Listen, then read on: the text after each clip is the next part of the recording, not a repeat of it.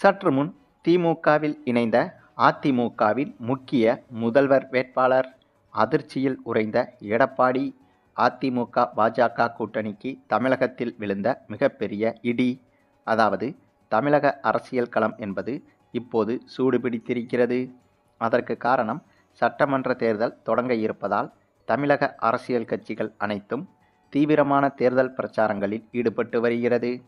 அது மட்டுமில்லாமல் கூட்டணிகளை சேர்ப்பது, இணைப்பது, தவிர்ப்பது என பல கட்ட வேலைகளையும் தமிழக அரசியல் கட்சிகள் செய்து வருகிறது.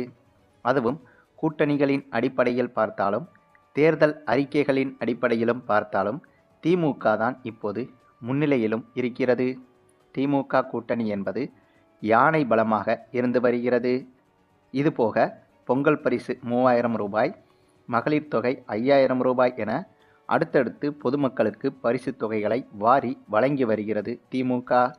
ஆகவே இதுவும் திமுகவுக்கு மிகப்பெரிய பலமாக மாறியிருக்கிறது. குறிப்பாக மகளிர் உரிமை தொகையாக 5000 ரூபாய் ஒவ்வொரு பெண்களுக்கும் கொடுத்தது என்பது திமுகவுக்கு மிகப்பெரிய பாசிட்டிவாக மாறியிருக்கிறது. இதுவரை திமுகவுக்கு வாக்களிக்காத கிராம மக்கள் கூட இப்போது திமுகவுக்குத்தான் வாக்களிப்பேன் என்று கூறியிருக்கிறார்கள்.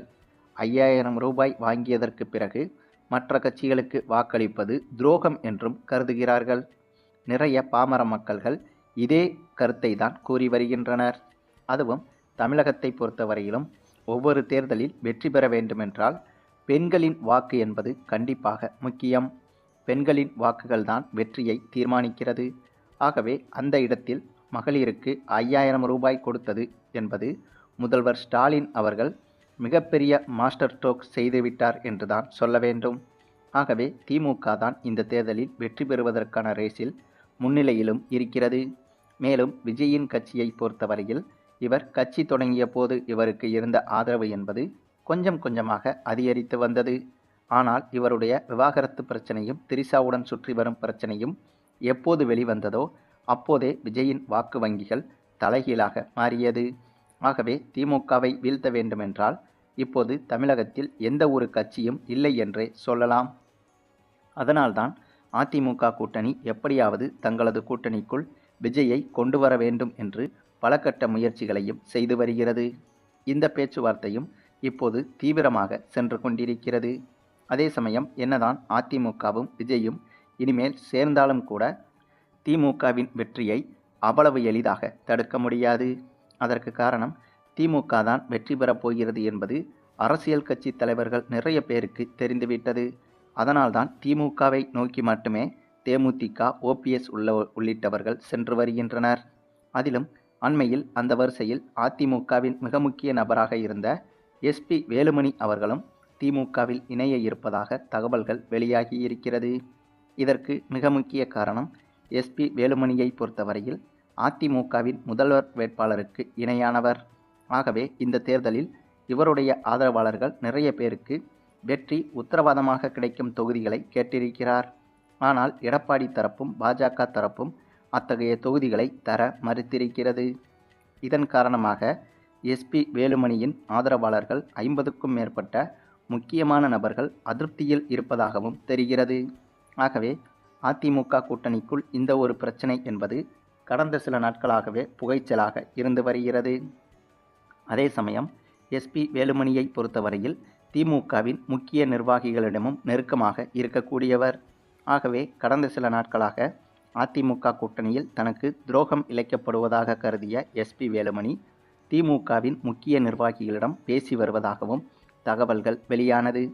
குறிப்பாக உதயநிதி ஸ்டாலினை கூட அண்மையில் எஸ்பி வேலுமணி சந்தித்து பேசியிருப்பதாகவும் தகவல்கள் வெளியானது. அதனைத் தொடர்ந்து அடிக்கடி திமுகவின் முதற்கட்ட நிர்வாகிகளின் வீட்டிற்கும் எஸ்பி வேலுமணி சென்று வந்ததாகவும் சொல்லப்படுகிறது. ஆகவே இவை அனைத்தையும் வைத்து பார்க்கும்போது எஸ்பி வேலுமணியும் திமுகவில் இணைவதற்கான வாய்ப்புகள் என்பது பிரகாசமாகவே தெரிகிறது.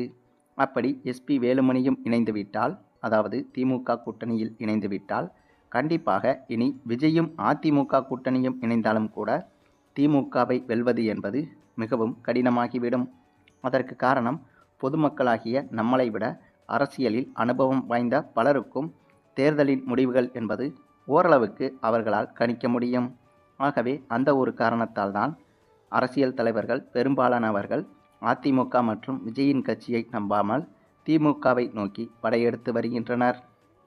ஆக அரசியல் சூழ்நிலைகள் நன்கு புரிந்த அரசியல் தலைவர்கள் அனைவரது தேர்வும் இப்போது திமுகவை நோக்கிதான் இருக்கிறது.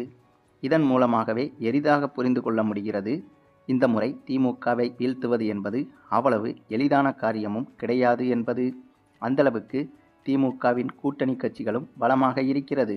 அதேபோல திமுகவின் பரிசுத் தொகை அறிவிப்புகளும் ஏற்கனவே மக்கள் கைகளுக்கு சென்று சேர்ந்துவிட்டது. இதுபோக இனிமேலும் திமுகவின் தேர்தல் அறிக்கைகள் அறிவிக்கப்பட இருக்கிறது.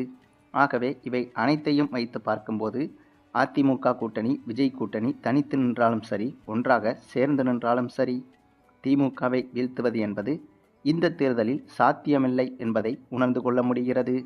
அது மட்டுமில்லாமல் எப்போது அதிமுக கூட்டணி விஜயை தங்கள் பக்கம் மீண்டும் கொண்டு வர இப்போது முயற்சி செய்து வருகிறதோ அப்போதே அதிமுகவின் தோல்வி என்பது அவர்களுக்கே புரிந்துவிட்டது என்பதும் குறிப்பிடத்தக்கது. இப்போது இருக்கும் அதிமுக கூட்டணியை வைத்து திமுகவை வெல்ல முடியாது என்பதை எடப்பாடிக்கும் மோடிக்கும் நன்றாகவே தெரிந்துவிட்டது. அதற்கு உதாரணம்தான் இப்போது விஜயை தங்கள் கூட்டணிக்கு கொண்டு வர முயற்சிப்பது என்பதை அதிமுக கூட்டணியின் மேல் எடப்பாடி மற்றும் மோடிக்கு நம்பிக்கை இல்லாததை உணர்த்துகிறது. அதுவும் ஏற்கனவே அதிமுகவில் முக்கிய தலைகளாக இருந்த செந்தில் பாலாஜி, அதனைத் தொடர்ந்து தற்போது OPS அவர்களும் திமுகவில் ஐக்கியமாகிவிட்டனர். ஆகவே இந்த சூழலில் SP வேலுமணி அவர்களும் திமுகவில் இணைவது என்பது இன்னும் எளிதான காரியம்தான். ஏனென்றால் திமுகவில் இணைய முடிவெடுத்த பிறகு செந்தில் பாலாஜியையும் OPSஐயும் SP வேலுமணி சந்தித்து பேசியிருப்பதாகவும் சொல்லப்படுகிறது. அது மட்டுமில்லாமல் ஒவ்வொரு தேர்தல் நெருங்கும் போதும் அந்தந்த முக்கியமான கட்சிகள் பர்சனலாக கருத்து கணிப்புகளை நடத்தி பார்க்கும், அல்லது கருத்து கணிப்புகள் நடத்துவதில் சிறந்த நிறுவனங்களை அழைத்து பர்சனலாக கருத்து கணிப்புகளை நடத்தி ரிசல்ட்டை கேட்கும். அதன்படி அதிமுகவும் கடந்த 10 நாட்களில் 3 முறை வேறு வேறு சூழ்நிலைகளில் கருத்து கணிப்புகளை நடத்தி பார்த்துள்ளது. அப்படி வந்த அனைத்து கருத்து கணிப்புகளின் முடிவுகளில் திமுக கூட்டணியின் வெற்றி வாய்ப்புதான் மிக மிக அதிகமாக இருந்துள்ளது.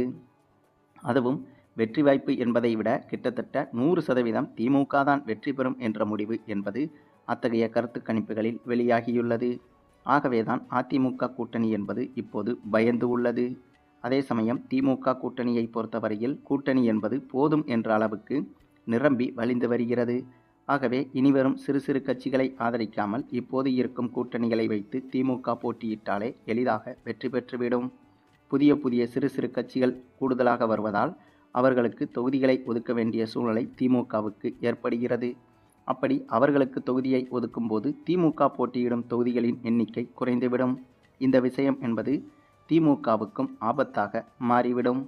சரி, நீங்கள் சொல்லுங்கள், திமுகவில் இப்போது தொடர்ச்சியாக இணைந்து வரும் இத்தகைய நபர்களாலும் கூட்டணி கட்சிகளாலும் திமுகவுக்கு வெற்றி என்பது இந்த தேர்தலில் உறுதியாக கிடைக்குமா, அல்லது அதிமுக மற்றும் விஜயின் கூட்டணி சேர்ந்தால் திமுகவுக்கு போட்டியாக மாறுமா என்பதை பற்றியும் நீங்கள் என்ன நினைக்கிறீங்கன்னு உங்களுடைய கருத்துக்களையும் கமெண்டில் தெரிவிங்க. மேலும் இந்த வீடியோ பிடிச்சிருந்தா லைக் பண்ணுங்கள், மற்ற அனைவருக்கும் ஷேர் பண்ணுங்கள், மறக்காமல் நம்ம சேனலை சப்ஸ்கிரைப் பண்ணுங்கள்.